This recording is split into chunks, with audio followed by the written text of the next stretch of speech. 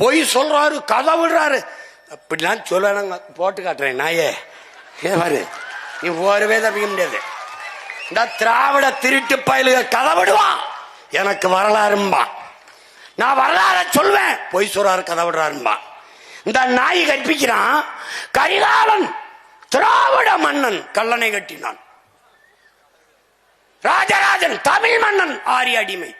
இவடா வேணங்க, இன்னொரு தடவை சொல்லு.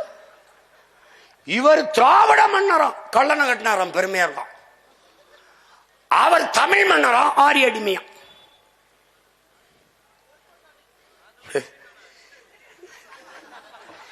பைத்தியக்காரன், நானும் 15 வருஷமா நம்பி தெரியுங்களா? என்னங்கய்யா, அன்பு தென்னரசு மட்டும் நல்லா சிரிப்பாப்ல. ஏனுகள எனக்கு முன்னாடி நின்றுகிட்டு இருந்தாப்ல.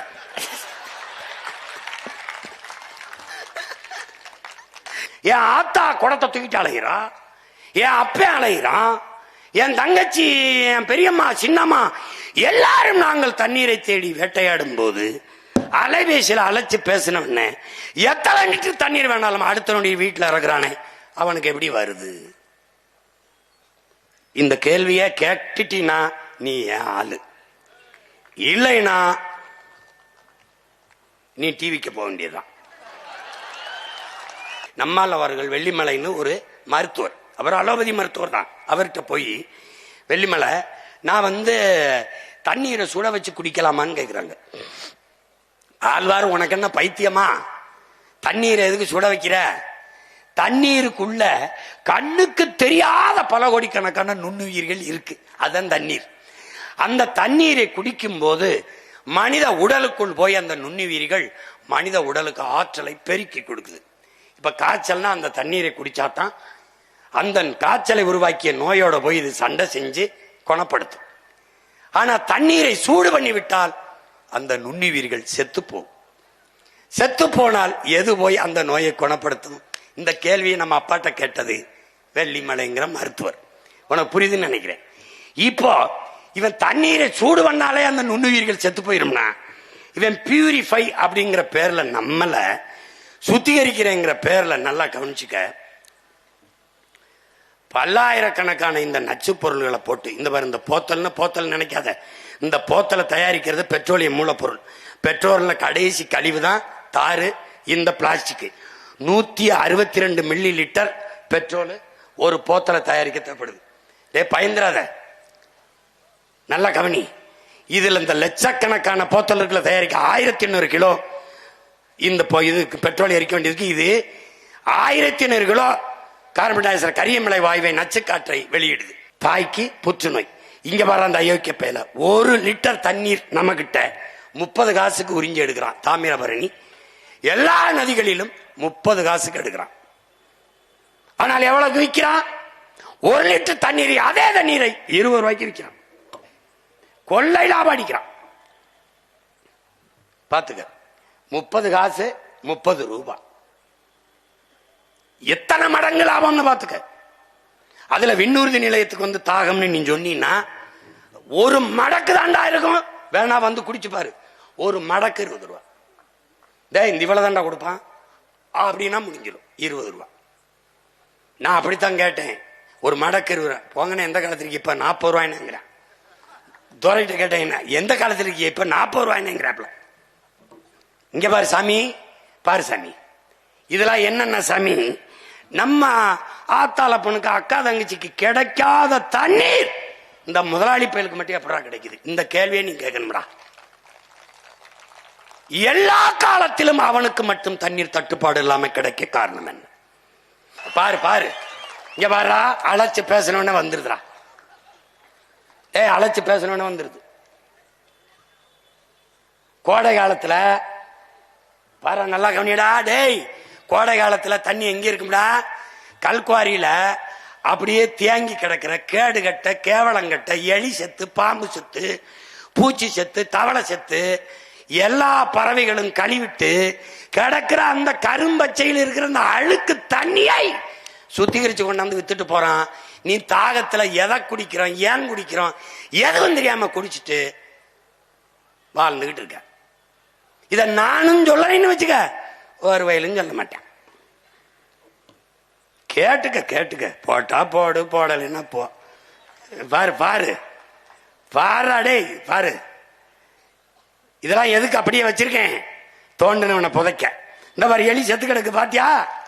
எப்படி கிடக்கு? அப்படி கிடக்குறாப்ல. அது எப்படி குடிக்கிறாப்ல பாத்தியா? ஸ்டைலா குடிக்கிறாப்ல. தண்ணீர் இங்க சொன்னான்ல என் தம்பி, உலகத்துல எங்க அண்ணன் மட்டும்தான் கேட்டான், நீ தண்ணீரை விற்பனைக்கு வரும்போது உலக உயிர்களின் தேவையை வெறும் மனித தேவைக்கான சந்தையாக மாற்றினார்கள் இவர்கள். இப்ப இது என்ன வருதுன்னா, நமக்கு தண்ணினா காசு கொடுத்து வாங்கி குடிச்சிட முடியுது. மற்ற உயிரினங்கள் எப்படி இந்த தண்ணீரை குடிக்கும் என்று ஒரு நொடி கூட இவன் சிந்திக்கல. இந்த பாரு எப்படி தள்ளாடுதுன்னு பாரா. டேய், நம்ம போய் போகும்போது தம்பி 2 போத்தல் வாங்கிட்டு வந்துருன்றோம், அடிச்சா குடுவில. இந்த பாரு என் தம்பி துறை சொன்னான்ல, அணிலுக்காக எங்க அண்ணன் தான் போராடுறா அப்படின்னு. இந்த பாரா, டே பாரா, டே பாரா எப்படி கெஞ்சுதுன்னு பாரா.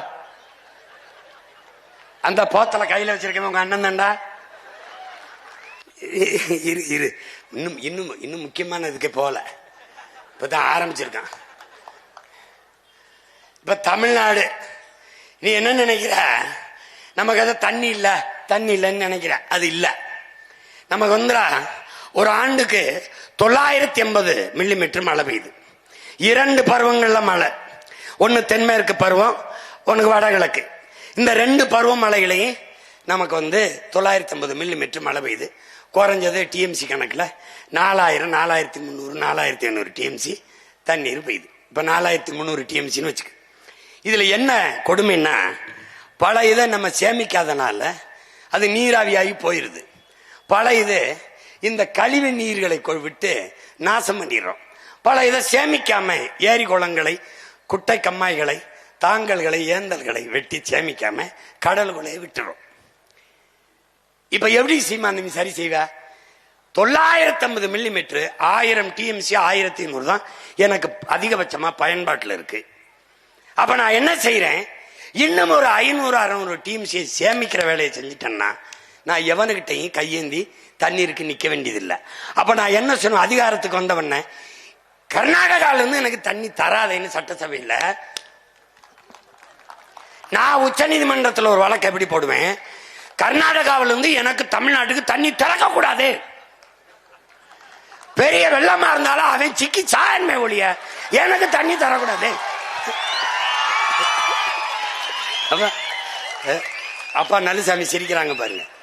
ஏன்னா எனக்கு போதுமான அளவுக்கு தண்ணீரை தேமிக்க கொள்ள ஆற்றல் கரிகாலன் பேரனுக்கு இருக்குமா இருக்காதா? போர்க்கால நடவடிக்கையில் 10 ஏக்கர், 20 ஏக்கர், 100 ஏக்கர், 50 5000 ஏக்கர்ல ஏர்போர்ட் கட்டும் போது இங்க வா என்னை காப்பாத்து நீ ஆத்தால போய் கத்துறான்லடா, நான் அவன் மயம் போய் கேட்கிறேன்டா, இதுல 1000 ஏக்கர்ல ஏறி வெட்டும் ஆத்தானா எடுத்துக்கடா நான் பெத்த மகனேன்னு சொல்வாடா. அவன் வெட்டுவேன், நீரை தேக்குவேன். ஏறினா 2000, 3000 ஏக்கர்ல இருக்கிறதா ஏறின்னு நினைக்காத. சின்ன சின்ன சின்ன தரம் நீ எழுதி வச்சுக்கடா. விண்ணூர்தியில் பயணிக்கிற போது குனிந்து பார்த்தால் தேகத்தில் எப்படி தேமல் விழுந்து கிடக்குமோ அப்படி என் தேசத்தில் பார்க்கிற இடமெல்லாம் நீர் தேமல்கள் விழுந்து கிடக்கும்டா. சாலையில் சென்றால் பசுஞ்சோலை சாலைகள், 10 கிலோமீட்டர் வெறும் பனை, 10 கிலோமீட்டர் வெறும் நாவர், 10 கிலோமீட்டர் கனிக்கொன்றை, பனிக்கொன்றை, வேம்பு, புங்கை, பூவரசு, புலி மரமா இருக்கும்டா. திருமணம் 1000 ஏக்கர்ல ஆடுறா, 1000 ஏக்கர்ல மாடுறா, கூட்டு வேளாண் பண்ணைடா, இல்லைன்னா நீரி தேக்கம்டா, இல்லைன்னா காடு வெற்றிடம் என்று ஒற்றடம் இருக்காதடா. இதைத்தான் என் நம்பி துறை சொல்றாரு. பல கோடி பனை திட்டம், 10 ஆண்டு பசுமை திட்டம், 10 ஆண்டுகளில் பிரபாகரனின் பிள்ளைகள் கரிகாலனின் பேரைகள் என் தாய் நிலத்தை பச்சை போர்வையால் போத்திருவேன். பச்சை பசேர் என்று இருக்கும். இப்பவும் நீ விண்ணூர்தியில் இருந்து பார்த்தீங்கன்னா என் நிலம் பச்சை பசேன்னு இருக்கும். என்னது? சீம கருவேலை. அது இறங்கி பார்த்தா தான் வேலி முள்ளுன்னு தெரியும். மேல இருந்து பார்த்தா என்ன செழிப்பா இருக்குப்பா, பச்சை பசேர்ன்னு இருக்குப்பா. பாத்துக்க